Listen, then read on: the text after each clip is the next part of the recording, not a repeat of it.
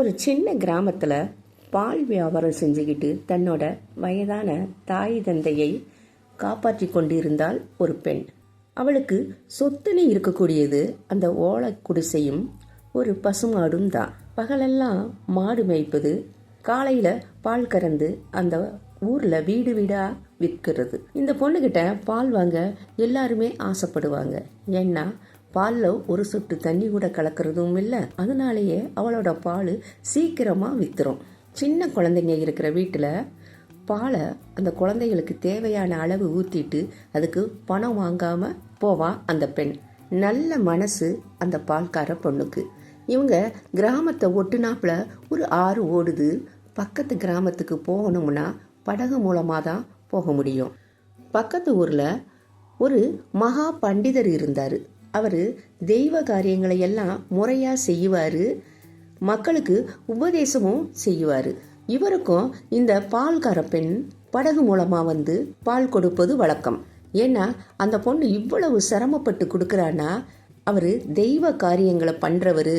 அவருக்கு பால் கொடுத்தா அது நம்ம தெய்வத்துக்கே செய்கிற மாதிரின்னு நினச்சிக்கிட்டு தினமும் காலையில் 6 மணிக்கே பாலை கொண்டு வந்து கொடுக்கறது வழக்கம். பண்டிதர் அந்த பொண்ணுகிட்ட நாளை மார்கழி மாதம் பிறக்க போகுது, அதனால நீ நாளைக்கு 5 மணிக்கே பால் கொண்டு வான்னு சொல்கிறாரு. எனக்கு பூஜைக்கு பால் தேவைப்படுதுன்னு சொல்லவும், ஐயா என்னால் 5 மணிக்கு பால் கொண்டு வர முடியாதே, ஓடக்காரன் 5 மணிக்கெல்லாம் படகு எடுக்க மாட்டான், 6 மணிக்கு தான் எடுப்பான், அதனால என்னால் முடியாதுன்னு சொல்லவும், ஆமாம் நீ பிராணங்களை எல்லாம் படித்தது இல்லையா? கிருஷ்ண பரமாத்மா சிறையில் பிறந்த உடனே அவரோட அப்பா கூடையில் வச்சுட்டு தலையில் சுமந்துக்கிட்டு ஆற்ற கடந்துட்டு போனாருன்னு நீ கேட்டதில்லையா? இதெல்லாம் கேட்குறதுக்கு எங்கெங்க எனக்கு நேரம் இருக்குது? அதெல்லாம் எனக்கு ஒன்றுமே தெரியாது. நீயும் பகவானை வேண்டிக்கிட்டு ஆற்றுல இறங்கினீன்னா 6 வழி விட்டுருன்னு சொல்கிறாரு. இதை ஏன் என்கிட்ட இவ்வளவு நாளும் நீங்கள் சொல்லவே இல்லை? இதெல்லாம் ரகசியம், அதனால தான் நான் உங்ககிட்ட சொல்லலைன்னு சொல்கிறாரு. அதையும் அந்த பொண்ணு ஆச்சரியமாக கேட்டுக்கிட்டு, அப்படிங்களா? அவளோட ஆச்சரியமான முகத்தை பார்த்த உடனே பண்டிதருக்கு சிரிப்பு தாங்க முடியலை. என்ன சொன்னாலும் நம்புறாளே இந்த பொண்ணுன்னு நினச்சிட்டு சிரிக்கிறாரு. 30 நாள் முடியுது. இனி நீ எனக்கு எப்பவும் போல 6 மணிக்கே பால் கொண்டு வா, நாளையோட இந்த மார்கழி மாத நோன்பு முடியுது அப்படின்னு சொல்லிட்டு, நீ ரொம்ப சிரமப்பட்டு எனக்கு பால் கொண்டு வந்திருக்க, அப்புறமா அந்த படகோட்டிக்கிட்ட என்னோட நன்றியை சொல்லிடு. ஏன்னா அவன் தான் ரொம்ப சிரமப்பட்டு இருக்கிறான், காலையிலேயே 5 மணிக்கே படகெடுத்து இங்கே வந்திருக்கான், அதனால என்னோட நன்றியை சொல்லு அப்படின்னு சொல்லவும், படகோட்டியா?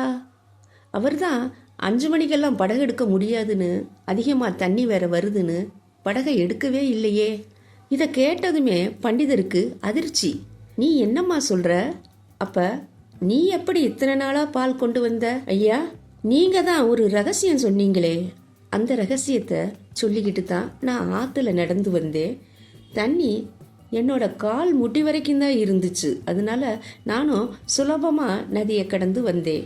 பண்டிதருக்கு இன்னமும் பேரதிர்ச்சியோட, நதியில் வெள்ளம் ஆள் உயரத்துக்கு வந்துக்கிட்டு இருக்கே, இந்த பெண்ணு எப்படி வந்தா?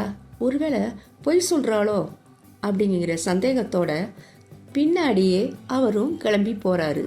அந்த பொண்ணு நதிக்கிட்ட போன உடனே பால் சம்பை கீழே வச்சுட்டு அந்த நதியை, அம்மா தாயே நான் அந்த கரைக்கு போகணும், எனக்கு வழி விடுன்னு சொல்லிட்டு பால் சம்பை எடுத்துக்கிட்டு அந்த நதியில் இறங்கி நாராயணா நாராயணா அப்படின்னு பாட்டாக பாடிக்கிட்டே நதியை கடந்து ஈஸியாக போகிறத இந்த பண்டிதர் பார்த்த உடனே அவர் கண்ணுக்கு அந்த பொண்ணு ஒரு தெய்வமாக தெரிஞ்சிச்சு.